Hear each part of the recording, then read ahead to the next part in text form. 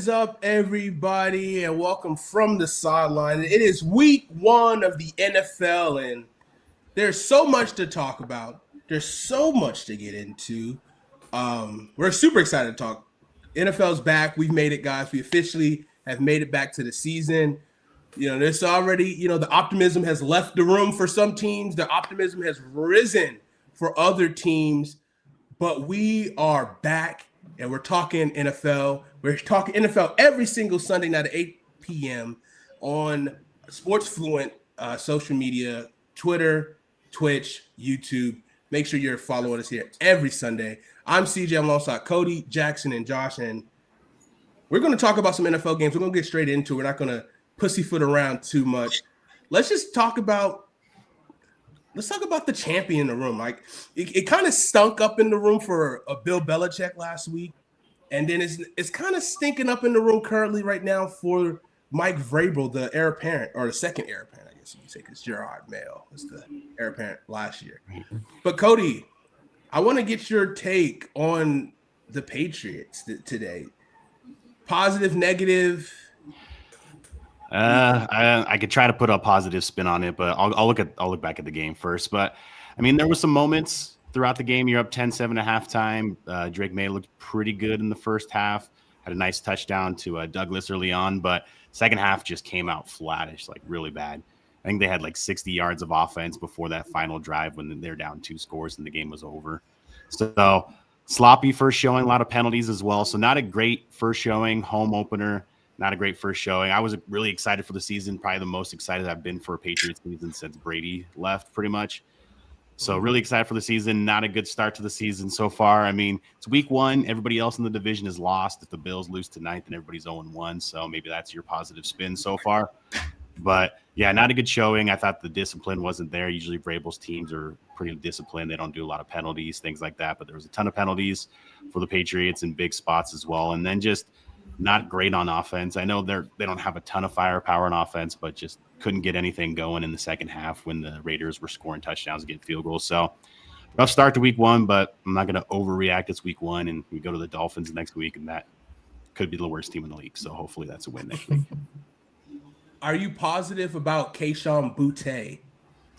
Actually, that might be one of the bright spots of the game. He actually had a solid game this week. He was the guy early on, and then Diggs kind of filled in later with Douglas here and there. So I was actually positive with he's probably the only like main bright spot of the game was Kayshon Boutte. He had a good game, and I think he led the team in receptions and receiving yards. So maybe that's your one bright spot. He could be another guy after Diggs. That's another weapon for Drake May that could kind of get more development as the season goes on. Okay. Let us know what you guys think about the Patriots down in the comments section, and we'll talk about your comments. I see you, Derek. We'll talk about the Chiefs a little later. Let's go down from New England down to the Carolinas and Jackson. Well, I guess the game was in Jacksonville. Funny enough. How are you feeling right now? Yeah, we were talking before the show started. I'm a bit of a pessimistic fan overall, so I think that some of my thoughts about the Panthers offseason were probably just written off as noise, but I didn't really see that we were going to make the jump that others were predicting that we would make. I think the big hype was that our offense supposedly got so much better, but we didn't make any additions or any meaningful ones to our defense, and that showed as well. But then the offense didn't really turn out to be what others kind of thought, right? We added a wide receiver 1, and he seems to be wide receiver 1 based on stat lines alone and just kind of watching the game and the target share. But, we didn't add a ton of talent anywhere else. Our O-line continues to struggle, even though we did pay some attention to it this offseason with either re-signing or signing guys. It looks like it's going to be another rough year. I don't really know if I could point out a too big of a bright spot. I guess if you're an ETN owner, then that would be the one bright spot. But everyone knows that's fool's gold. That's a recipe to start him in week 2 and for him to have like maybe 6 touches. James Robinson.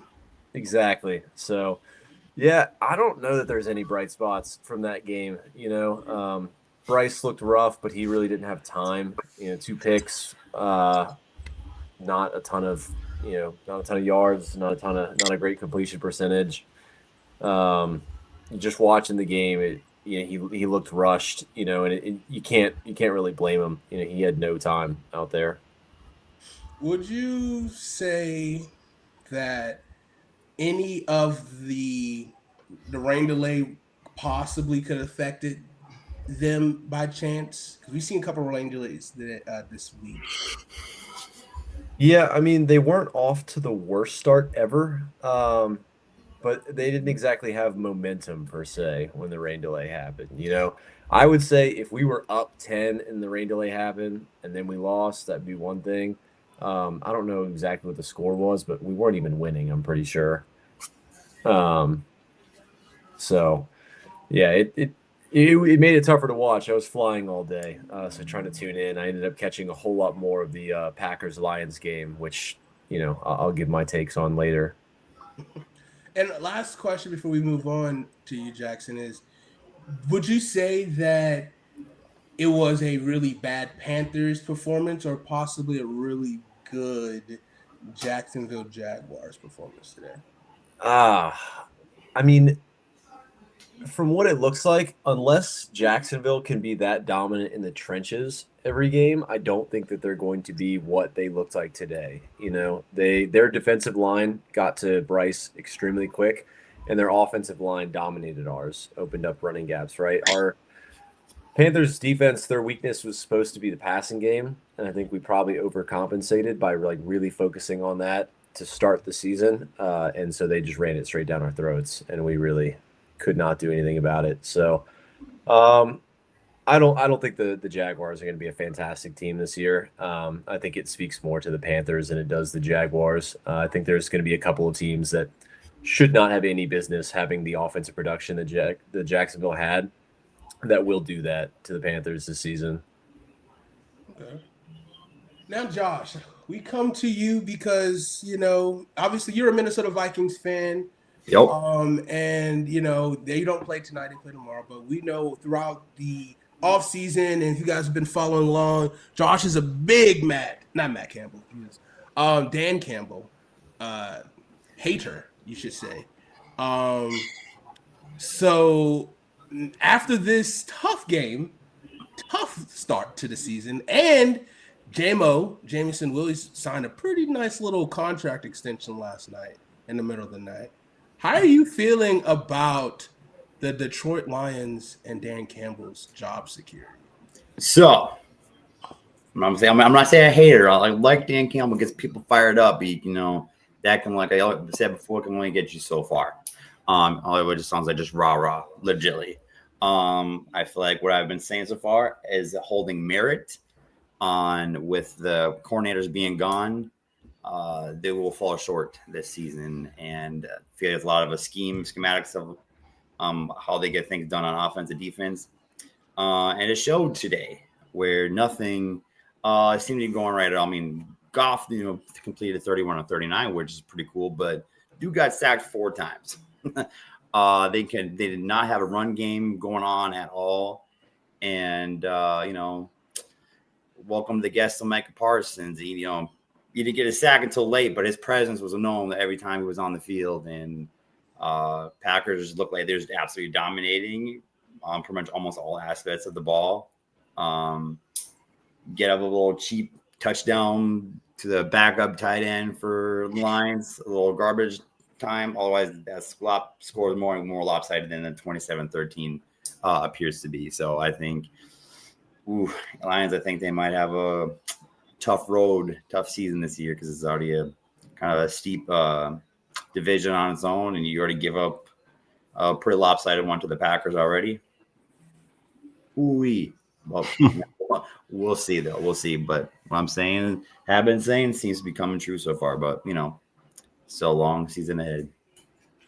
So, Josh, do you think I'm asking the same question I asked Jackson? Do you think it's a really good Packers team or a really good game from the Packers, or is it just a really bad game / bad team from the Detroit Lions more so?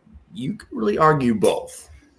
I mean, you can. I mean, like I said, Goff, despite everything that's going on, he still threw 31 of 39 passes, right?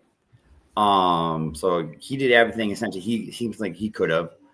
He had no help from the running game. Let's see, you had Montgomery having 2.3 yards a carry, Gibbs with 2.1 yards a carry, for like less than 50 yards total between them two. That's not going to cut it. You just need. I sounds like a lot of it falls on the offensive line, right? If Goff again sacked 4 times and you're, top 2 running backs, the duo of them 2 running backs only get that many yards, I think the offensive line needs to step up. I don't care who the defensive line the Packers have. You gotta get the job done, right? Mono e mono, beef versus beef. Okay, like you got a job to do. Y'all had all this hope, talk all this trash, belt to ass, Parma language, but like y'all didn't have the belt today. So hopefully maybe a little bit full off of some humble pie and get back to the basics if they even know what the basics are. Since the basics and whatnot left, to the Bears and the Jets. So, yeah, I definitely think that it is a combination of like obviously the Packers are doing something because we're all kind of like, yeah, we don't know what the Packers will be. Will they be really good or really like average? yeah. Right. And so obviously this is the good side of the coin here. And they're doing something that they've never do. So maybe we could see a spark of energy and juice from the Packers. And that like one making a game-changing trade, trading for Micah Parsons and giving up a ton and paying him a ton of money. And drafting a receiver in the first round. So it's like 2 things that they've never done. And now you see this performance in week 1 against a division rival to start off the year. Like, I mean, that's like, hey, maybe this team might be better than we thought. Obviously a very young team, but they could be finally hitting the groove of breaking out when we all expected the Packers to do so. Ain't that the truth, dude? But they could be average, and maybe just their average is better than what the Lions, were able to put on the field today. So that is true. That is true. We'll see. I mean, it's probably going to be some growing pains for the first quarter of the season for the Lions, obviously with 2 new coordinators and see if they can get in track. And it's always tough to start off with the division rival, right? And my smooth transition to the Washington Commanders facing a division rival week 1 against the New York Giants. And I will have to say, I am so damn proud of our defense right now. I am so damn proud of our defense. Absolutely was smothering in the run game. Sticky in coverage. A lot of penalties. We definitely need to clean that up.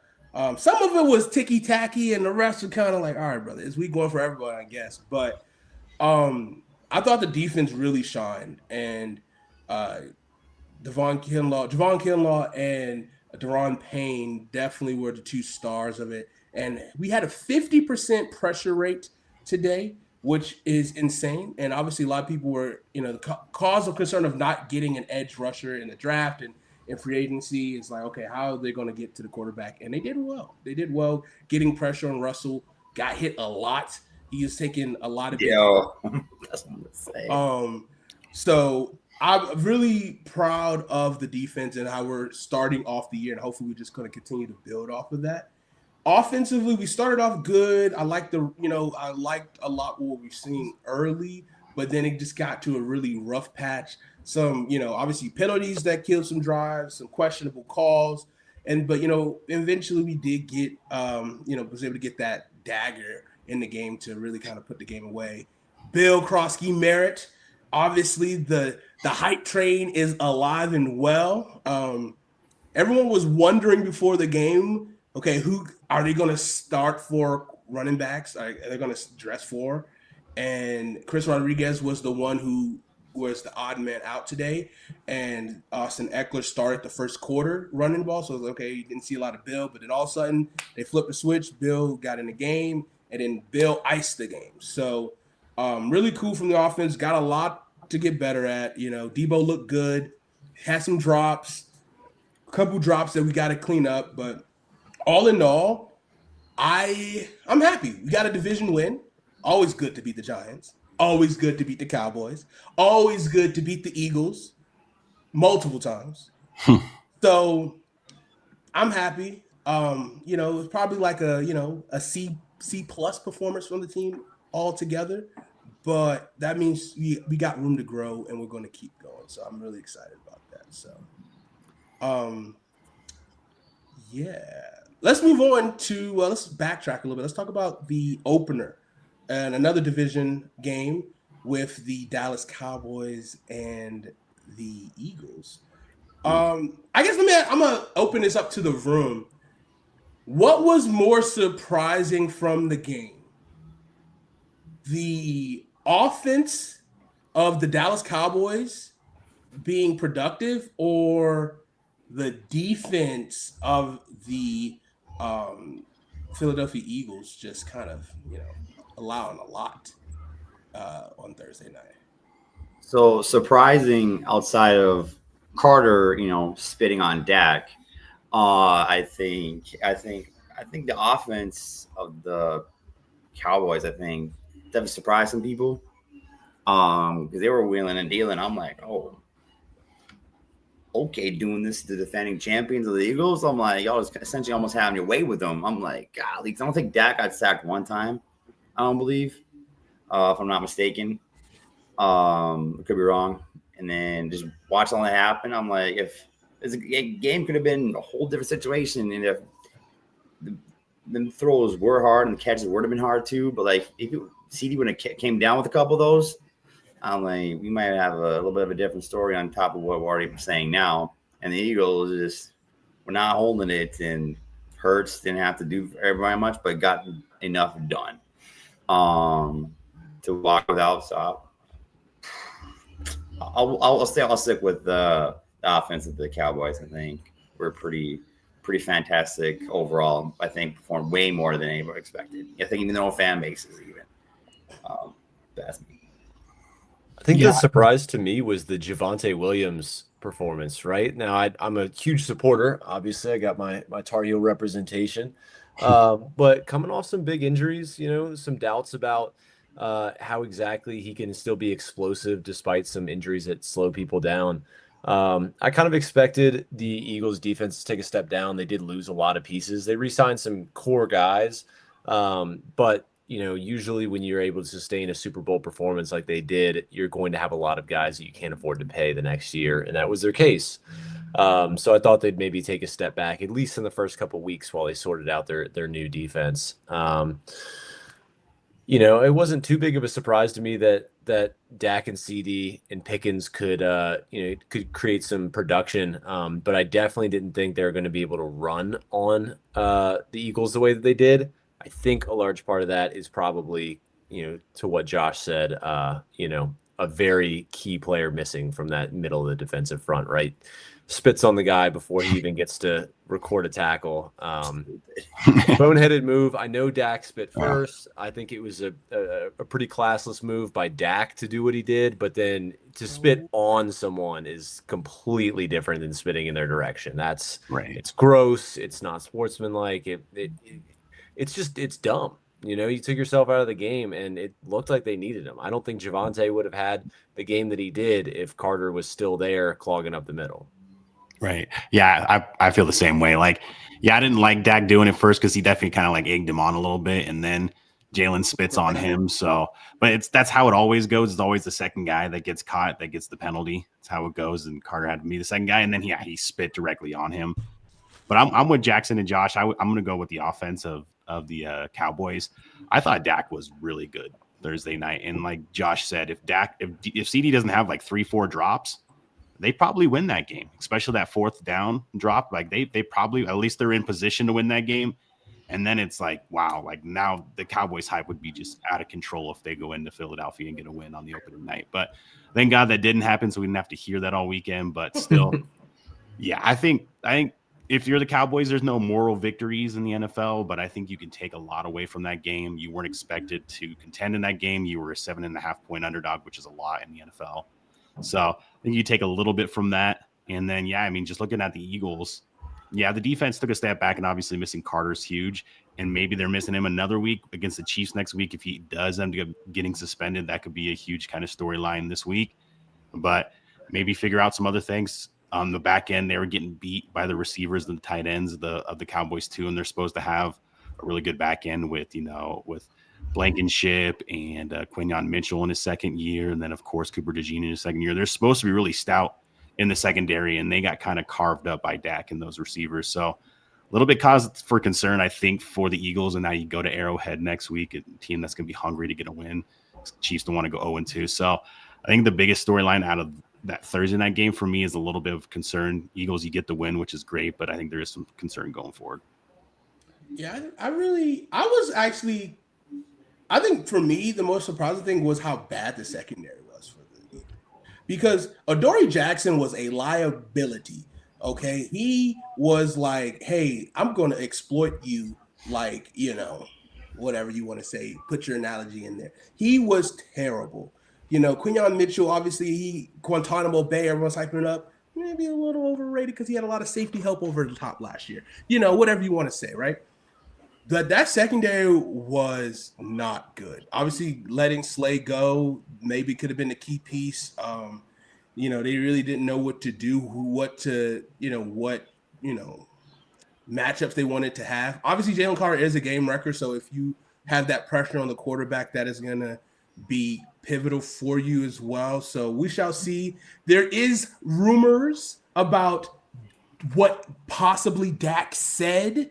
And so if there's going to be an investigation for that incident, there's a possibility he said something very derogatory, which is obviously you can't retaliate the way he did, but there is rumors of that Dak said some very despicable thing to Carter. So I'm not going to go too far into it, just so you guys are aware. You can seek it out if you want to.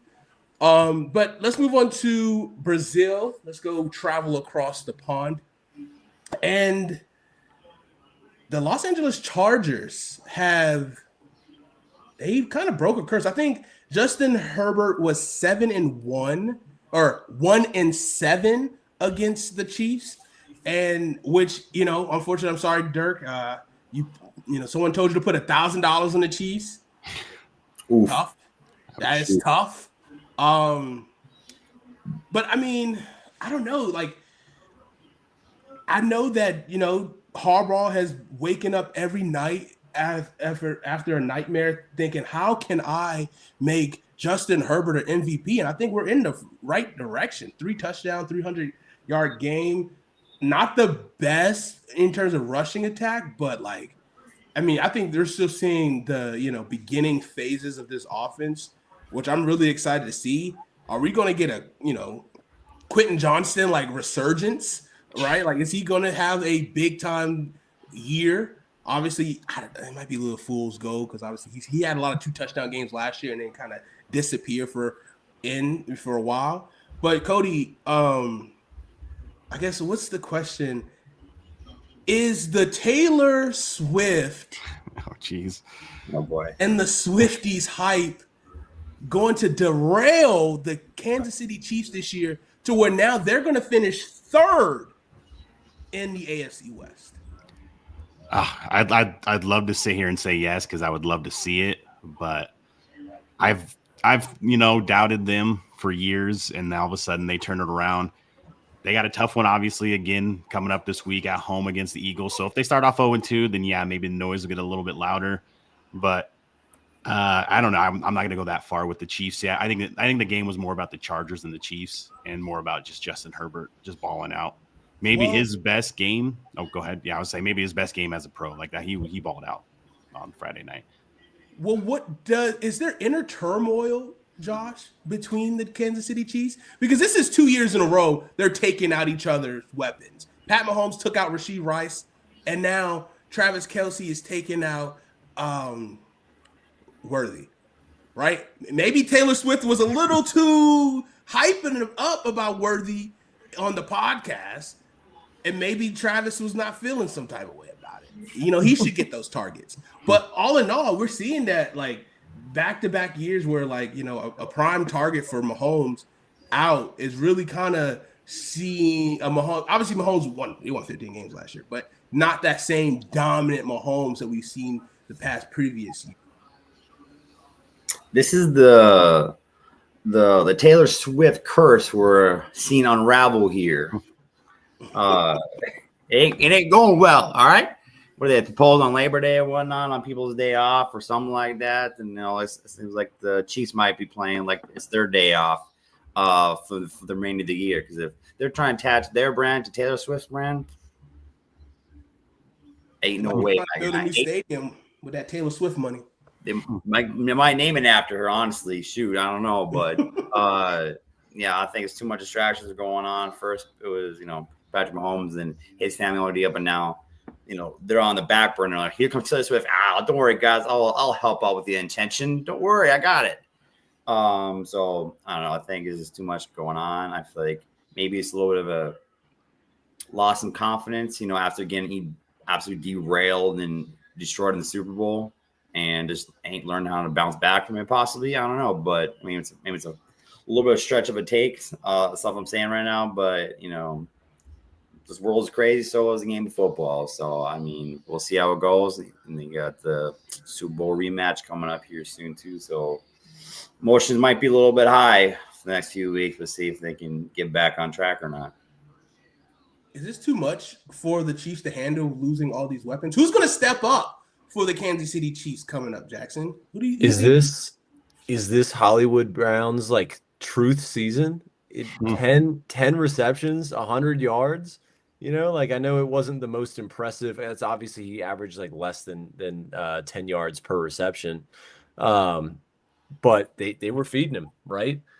And I've seen Juju bring up the hype before. Obviously, Kelsey's a trusty target, but it seemed like they wanted the ball in Hollywood's hands. And with Worthy out, Rashi suspended, I mean, who else do they really go to? I mean, they love their tight ends. You're going to see some Noah Gray targets and stuff like that. But, I mean, really, there's only so many mouths to feed there. I think that Hollywood could end up being a little fantasy play for the next week or two if Worthy's out. Now, I'm hearing that Worthy is a dislocated shoulder and that he could potentially end up playing with the right kind of brace. Playing the game of football and knowing plenty of guys that that played with the brace, it severely inhibits your performance. As a receiver, the necessity of raising your arms above your head creates a lot of potential for redislocation. It can cause more damage long term. I think that the best bet for someone like Worthy would be to sit it out and actually let it heal. But I think with the necessity for a receiver and him knowing that this is his chance for all the targets with Rashi out, I think he tries to play through it, puts on the brace and tries. It could be ugly. I could see him either hurting himself more or just not putting together the kind of performances he's capable of, because his range of motion will be inhibited. And anytime he's raising his arms above his head and receiving a hit at the same time, is major concern for redislocation. Yeah, plus you don't know if he got any other damage to any nerves or joints in there with that dislocation. We still have to see how that's going to look. Hopefully it's not too bad, but obviously him being a thinner frame person, it is going to be definitely not a big guy. Right. Kincaid touchdown. All right. Yeah. If you are a Kincaid person, which I was on my dynasty team, but I had to drop because I didn't add a kicker. And so I had to add a kicker, and the only people left was Matt Prater. So Kincaid. But I have Brock Bowers as well, so I'm kind of stacked at tight end. About 20-yard touchdown. He left today. He left early today. Brock Bowers did with an injury. So it's possibly an MCL strain, so that's a little concerning. That's not a turnaround and play next week kind of injury. No. Yeah, I think he'll maybe be out at least a week. So Michael Mayers, right? His stock could go up a little bit. Yeah. Trey Tucker looked really good today. Yeah. Thornton, I think, could develop throughout the season as well. I think that he's got the athleticism and the talent. It's just about developing him. I think he's very, very raw right now. So he needs a little bit more time. And also Tyquan Thornton for the Chiefs as well. I think he's going to get opportunity. Yeah, I really thought he was going to do something with the Patriots, but the Patriots, no offense, I mean, they just didn't know what the hell to do with him. Obviously, he was still Mac raw. Jones and Like him and Pierre Strong, I thought cause like that speed combination between those two, I thought could be all right early on, but Pierre is not really showing much. But Tyke, obviously, like, we know that, like, the Kansas City Chiefs has a type. They just like fast receivers. Fast receivers. Tyquan Thornton has the speed. He did make a big catch, so we'll see if he can shine. If Juju can show anything to his rookie year, we keep saying that. Obviously, I understand the Hollywood Brown hype, but again, like he also has a very checkered injury past, so I am cautiously optimistic about him. So yeah, yeah. Speaking of cautiously optimistic, is Justin Fields? Is this going to be a Justin Fields year? Are the Jets going to have to empty the bag for him? Obviously, they lost today. I mean, drop pass at the end of the game kind of sucked on 4th down. Obviously, Aaron Rodgers was motivated as heck. Oh, yeah. I don't know. I don't think we're going to see another 4-touchdown game from Aaron Rodgers. I think he's good. I think he emptied the tank week 1. And I think he's like, all right, we're good. And then whatever happens, happens. But between Rodgers and Justin Fields, I'll give this to Jackson. Do you think both teams are now better off with their quarterback situation? I think both teams are known, especially in the most recent years going into this year, for having solid defenses. So I was very surprised by the output there. I think that anyone in their right mind would have bet the under on that game, and they scored significantly higher. Opposite of that Bengals-Browns game, where a lot of people thought that the 48 or whatever it started at was too low, and there was not a lot of scoring at all. So yeah, I mean, I think that both teams have something to be, both fan bases have something huge to be excited about. Putting up 30-plus points in their first week. Both fan bases have been starved of that kind of offensive production for quite a while. I think that a fan like myself might question why their defense let up so many points to the respective offenses, right? If you're the Steelers and you're used to the steel curtain, keeping games close only because you're playing good defense, I'd be really concerned that Justin Fields and the Jets scored that much on you, right? With the weapons that they have, obviously, I think Garrett Wilson's a fantastic weapon. Drafted him in our fantasy league. Started off with that touchdown, but then mellowed out. Got absolutely smoked by Ramsey at the end of the game. I think that they might be a little concerned about that. And then if you're the Jets, same way, right? I mean, you saw what Rodgers was capable of last year, and then you saw him put up 4 touchdowns on you guys to start the season with the weapons that he has. You're getting beat up by, was it Calvin Austin? Ben Skoranek? Yeah, and Ben Skoranek, yeah. Yeah, so they weren't exactly, slayed by the hand of DK Metcalf. There's everyone else, they're running cute little Arthur Smith trick plays to Johnny Smith. They're scoring on you. So, I'd be concerned for both defenses, but if they end up being the defenses they're supposed to be this year, then both fan bases should be through the roof about their performance, even the Jets who lost. Yeah. Fantasy value-wise, Cody, is Breece Hall back? Is he all the way back? I'm going to pump the brakes on that a little bit because I've bought into that in the past and been burned. So I'm not going to say he's all the way back, and maybe it is a little bit of what Jackson just said. Maybe it's the defense, even though we're used to the Steelers having a good defense. But a defense is older. Like, it's older on all 3 levels, too. So, like, maybe that's a little bit of who they played. So I'd like to see a couple more weeks of Breece Hall. But if you were one of those people that took the risk and drafted Breece Hall this year, then you're pleasantly surprised on his week 1, and you're hoping that is a turn, because I thought eventually somewhere throughout the year Braylon Allen would be their number 1 running back. But Breece Hall, I mean, he had a great start to the season, and maybe he is what he was supposed to be last year when everybody thought he was a top 5 fantasy running back. Maybe he will be that this year, but we'll pump the brakes on that a little bit just because I've been burned by that in the past. There might be another running back that might be burning people as well this fantasy season, and that is Kenneth Walker the third or the second. The third, yeah. The third, because Zach Charbonnet is stealing target share, and it is sickening. Yeah. But Still touchdown too. Yep. We can talk more about that later. But okay, Josh, as a person who had to deal with Aaron Rodgers for many years in the NFC North, is this an MVP Rodgers back for one last ride? I mean, I wouldn't be surprised. I mean, it's the right foundation behind him for him to stand on.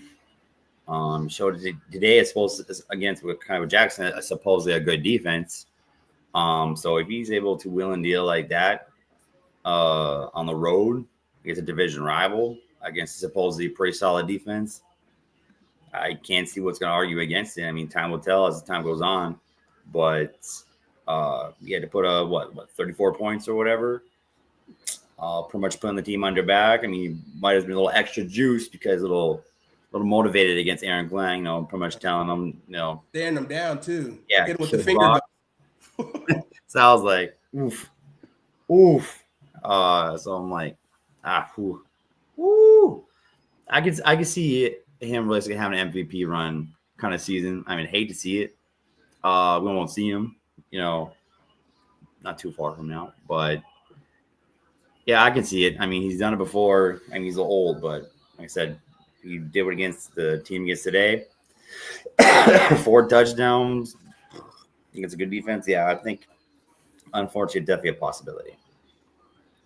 All right. Speaking of possibility, it's a possibility that it could be a tight race in the NFC South this year between the Falcons and the Bucs. And what an absolute great game for fans. Terrible game if your name is Koo or if you're a Falcons fan to end it, because obviously Emeka Egbuka fantasy owners stand up. I am super happy. I love Emeka so much. Never trading him for nothing. Right? I need the house. I need the house, the land. I need, I need everything. But I will have to give my kudos to Michael Penix Jr. because Michael Penix Jr. on that final drive was really good. He got let down twice by his receivers. Obviously, Antoine Winfield Jr. made a great play on the receiver with his head straight on his elbow to make him drop the pass. Like, he was going for touchdown. He was trying to end the game, walk off. And then, I can't remember the wide receiver who probably shouldn't be on an NFL team, but he ran a go route, and he didn't even look for the ball. And Michael Penix threw a perfect dot in a bucket. If he was looking up for the ball, all he had to do was put his hands out like this, and he would have had a touchdown. 100%. He was very accurate, strong-armed. I think, and Kyle Pitts had a pretty solid day. And Bijan Robinson is he's on pace to be Offensive Rookie of the Year, having over 200 all-purpose yards today. If I'm a Falcons fan, that loss sucks, but that offense has a lot of potential to be really freaking good. I know you don't want to talk about this, Jackson, because obviously a division rival, but what did you think about the Bucs and Falcons? Obviously, you're now in the Jackson Bay.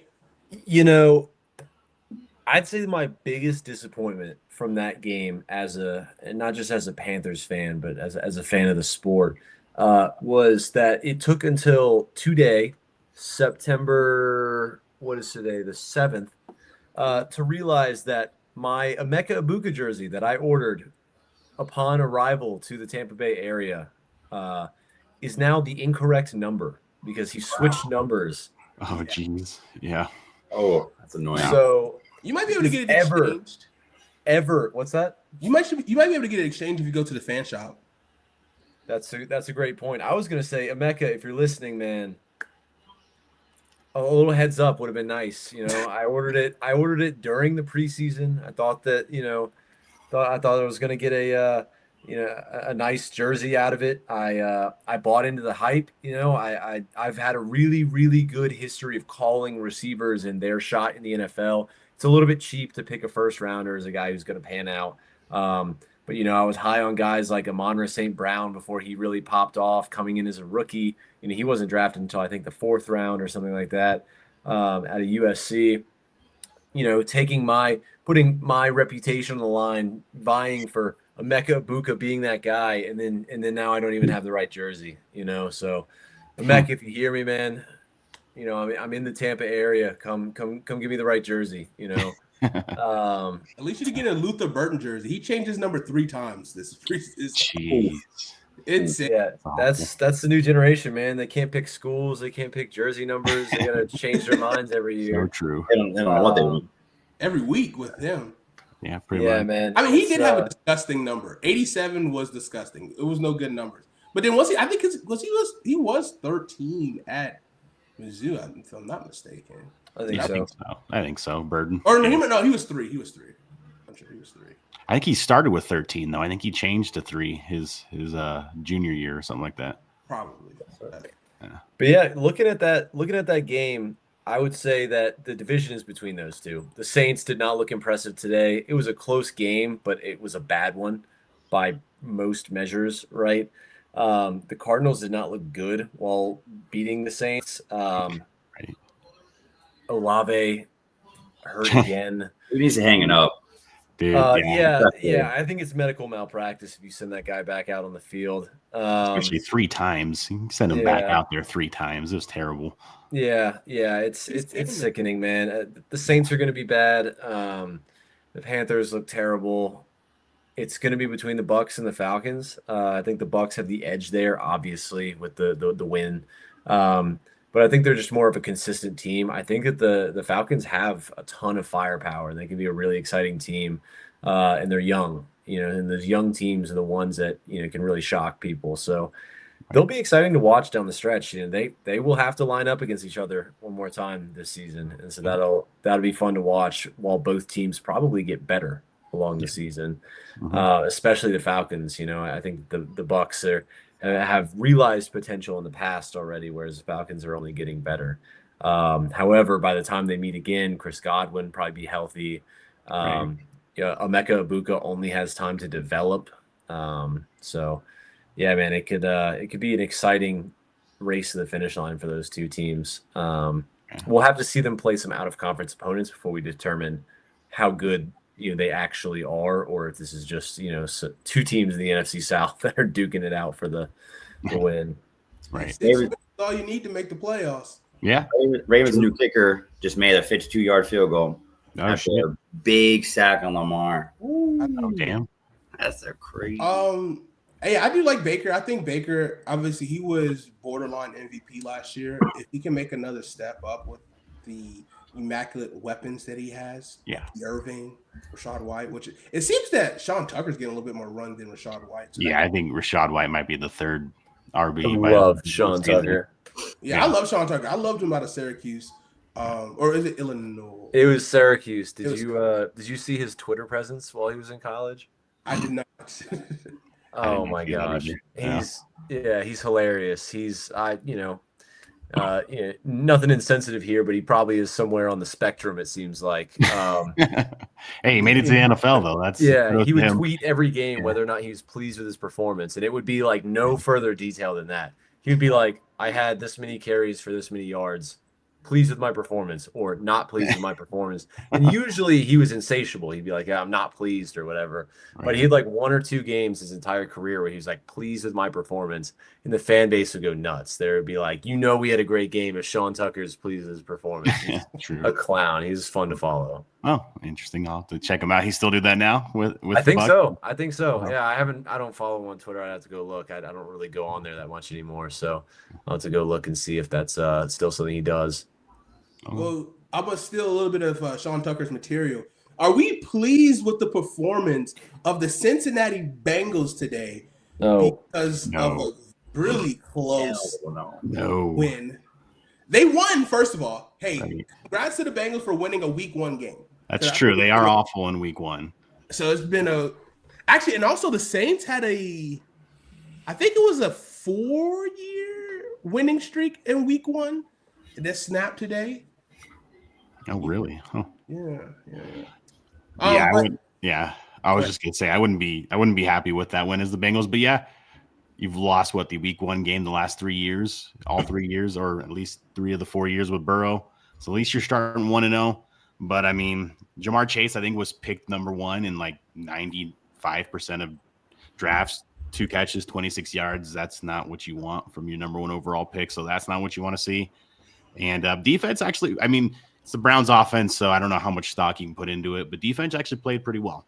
Made some big stops, made some big plays. Of course, Trey Hendrickson made some big plays, even though back. That's why you pay him. Right? Don't pay him for any more than a year, but I guess they'll pay him. But yeah. But yeah, I wouldn't be pleased with it. But hey, you're 1-0. That's a lot more than half the league can say after this weekend. So I guess still a victory. That is true. Dylan Sampson owners, for the time being, definitely can rejoice after a solid day, 12 carries for 29 yards, but 8 catches for 64 yards in the passing game.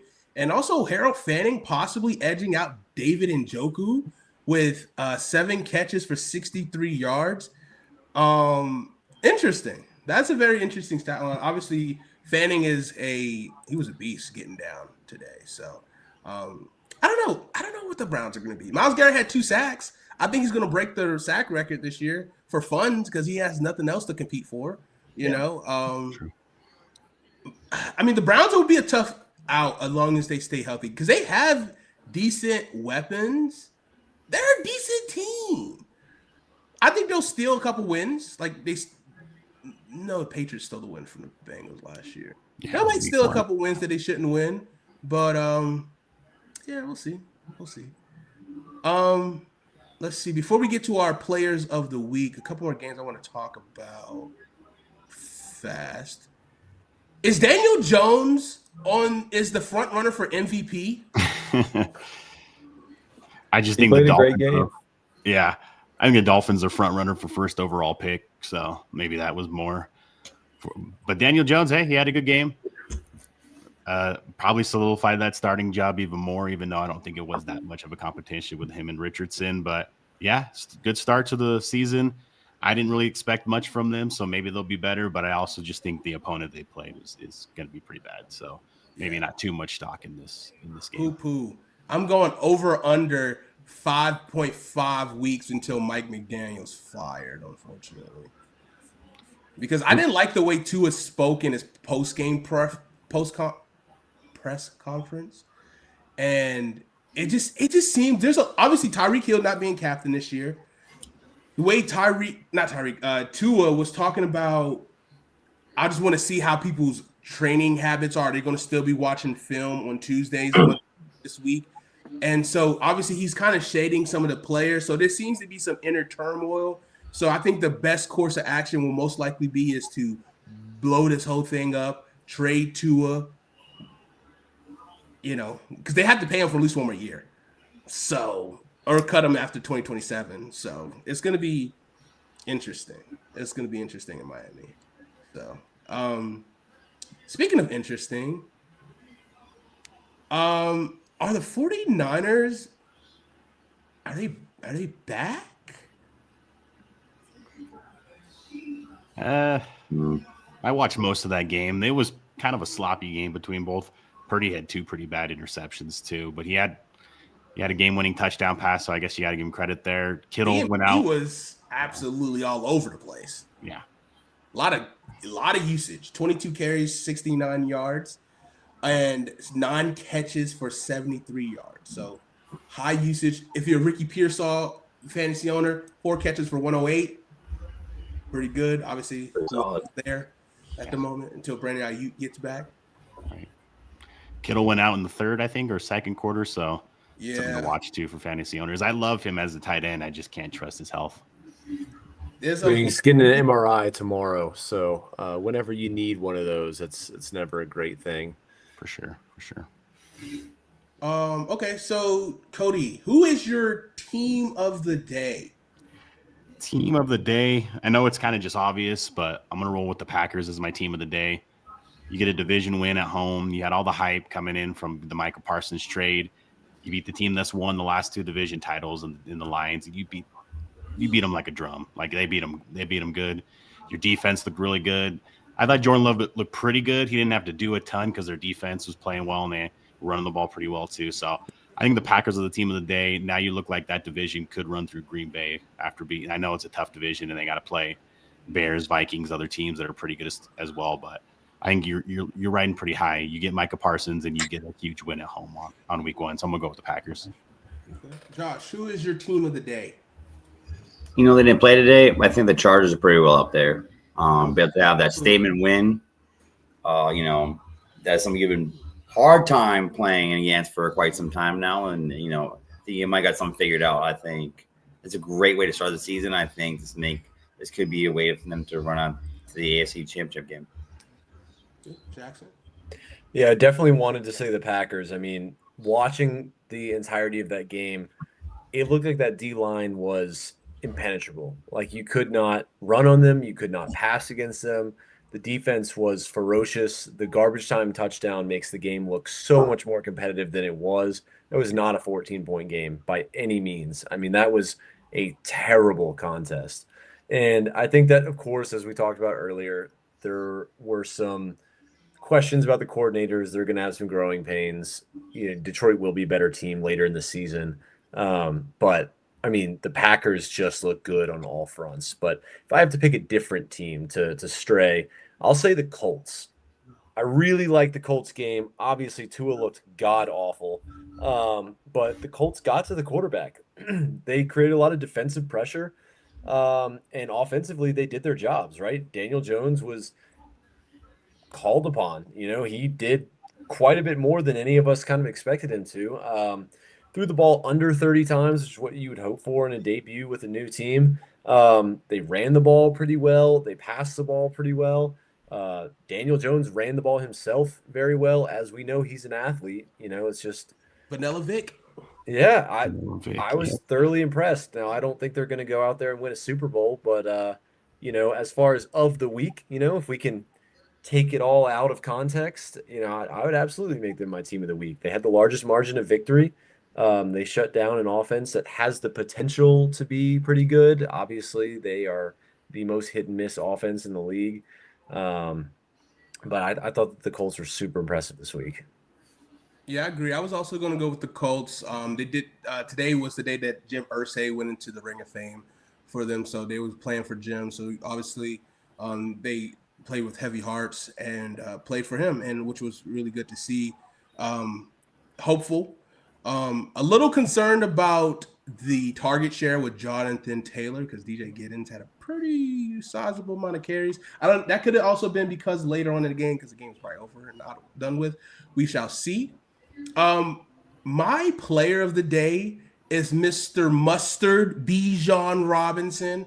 I think he is stating his case to be offensive player of the year, possibly MVP, depending on if the Falcons can get wins. And I think Bijan is going to be the catalyst for that team, especially to help Penix, get through those growing pains, which I don't know if there's going to be a lot. He looked really comfortable today. So Bijan Robinson is my player of the day. Jackson, who's your player of the day? I mean, I love Bijan's production. He was a fantasy nightmare if you were playing against him, and then a nightmare for the Bucs defense, which they survived. I think that there were a lot of great players today, and so I want to kind of give some love to the defense.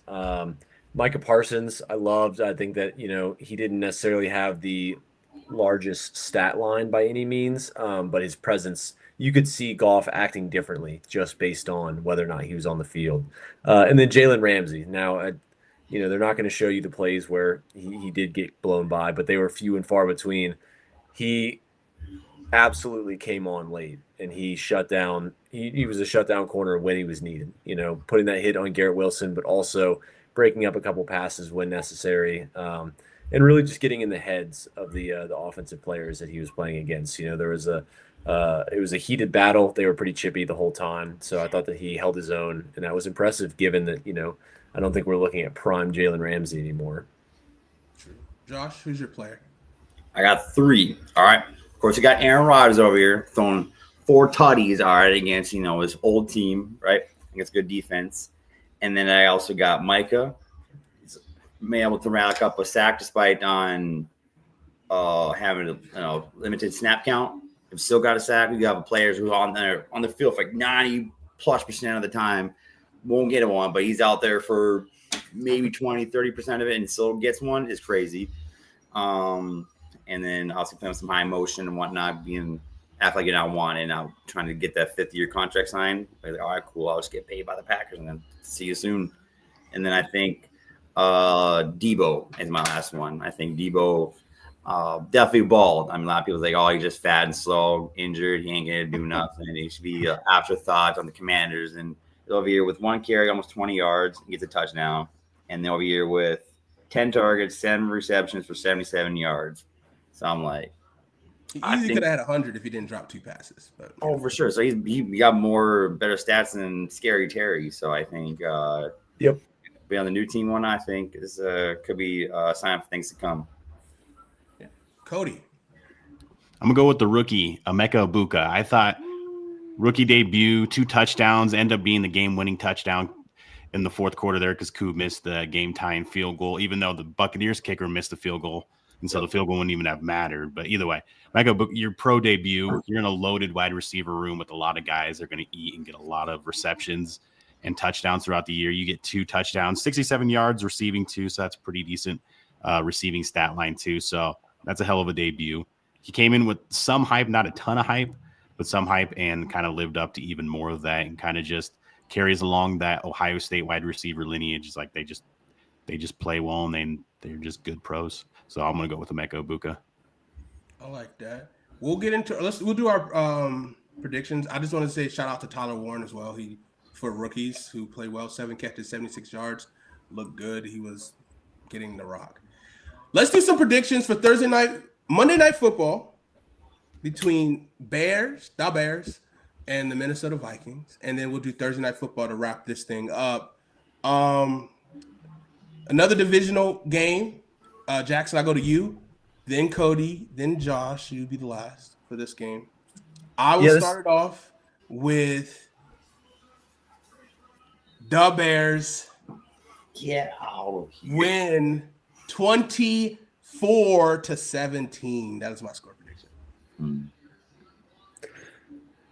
Yeah, I think that the Bears have done a lot to build around Caleb. I think the Vikings have a rookie quarterback that they still need to acclimate to. I'm going to take the Bears. I'm going to have them winning a low-scoring bout. I'm going to say 18-14. I'm with Jackson, low scoring too, but I'm going to think there's a little bit of growing pains week 1 with Ben Johnson in that offense. Maybe there's a little bit of growing pains. I know that McCarthy's making his first regular season start, but they still have a really good defense with Brian Flores. So I think the Vikings squeak one out in Chicago. I like 17-14 Vikings in Chicago. Okay. Josh, is there any? All right, hold up. First of all, 30-yard touchdown by Derrick Henry just now. So that's pretty solid. 2, Vikings, obviously, come on. Have you not seen Caleb last year? Get out of here. Obviously, but I do agree on low-scoring game, too. I think growing pains are going to be happening between with the office coordinator with Ben being over there, and then Jaden McCarthy playing again, hometown dude, essentially being back in Illinois. Might raise some emotions and whatnot, but yeah, a key factor of Harrison Smith, who's been sick for a month. Don't know what exactly, but he just got ruled out for the game too. So I think that super multi-dimensional player being out for that game, I think that's gonna have a huge impact for sure. So they might get a little creative with their packages and blitzing and coverages and stunts and all that jazz, because he helps all aspects from defensive line linebackers to safety and corner help. So we'll see how that goes. But I definitely think it's a low scoring game. I say it's gonna probably be. It could be a 20-17 game Vikings. House divided. It's right down the middle here. We shall see next week who had it right. And obviously we'll get a little preview because I always get a little jump on next week's week 2 action. And the first Thursday night football of the season, 2 NFC teams, the Green Bay Packers who look good, and the Washington Commanders, who also look pretty solid today. That's going to be a really fun matchup. Depending on who you feel is the best young quarterback in NFC. Some say Jordan Love. Some people actually have the right answer and say JD5. I'll start with Cody, Josh, then Jackson. Who do you got Thursday Night Football between the Packers and Commanders? All right, CJ, I'm just going to start off by saying sorry because I like the Packers. Spread's only 1.5 for the Packers right now, -1.5. I love that. That's a small spread for a home game, short week. So I like that a lot. But yeah, short week, home game. Both teams look really good. I think it'll be a really good game. Maybe a little low scoring because of the short week as well. So maybe probably like 24-17, something like that is probably what I see. But I think the defense for the Packers ends up being kind of what wins in the game. Just maybe getting a couple of stops on Jane Daniels, getting the ball back to Jordan Love, and they make a couple of plays. But tough game, short week, go on the road to Lambeau. So I'll go ahead and roll with the Packers. Okay, Josh. I think Commanders will walk away with this one. I think the Packers' defensive line will be a little bit of a struggle, but Jane Dan is also a problem too. And man can move. So kind of watching what they're doing with Russell Wilson today, he was kind of panicking. Pop Warner just chucked the ball up. I don't think Jane Dan's going to do it. I think they'll keep his composure pretty well, and they'll adjust the offense accordingly. Probably add some extra blockers. Occasionally here and there, a little chip from the running back leak out, that kind of stuff. I think they'll try to get Terry McLaurin involved a little more. He wasn't too much today. It's kind of a big letdown in terms of the Debo show. I think all aspects. I think there's kind of be physical game. I think it'll be a close game. I think it could be like a relatively high scoring-ish game. I can see being like 28-24 Commanders. Jackson. 24-21 Packers. House divided again. Where are we going to go here to here? I will give you some keys to the game because you know where I lie, and my alliance will lie forever to JD5. And it's the key to the game is I think both teams will run the football very well, but what receiving core will be able to make enough plays on third down, and what team will be able to make enough plays possibly on fourth down and be aggressive enough to be able to win this game on a short week. Obviously, it's in favor of the Packers. They don't have to travel on a short week and having back-to-back home games, which is good for them. But what receiver core will be able to make enough plays? And that's always kind of been the catalyst for the Packers receiving core. Who's going to make the play, but will they make enough plays? So we shall see Thursday Night Football. And we will see from the sidelines here every Sunday night on Sports Fluent social media. Make sure you guys are tuned in every week. We'll see you guys next Sunday as week 2 will be here. And it'll be another great weekend of NFL football. Have a great night, guys, and we'll see you next time. Peace. Fluent and chill, we call it how it's played from the field to the court. Every legend gets away. Fourth quarter heat, over 2-minute drill. If you can't handle truth, better chill with the skill. LeBron or MJ.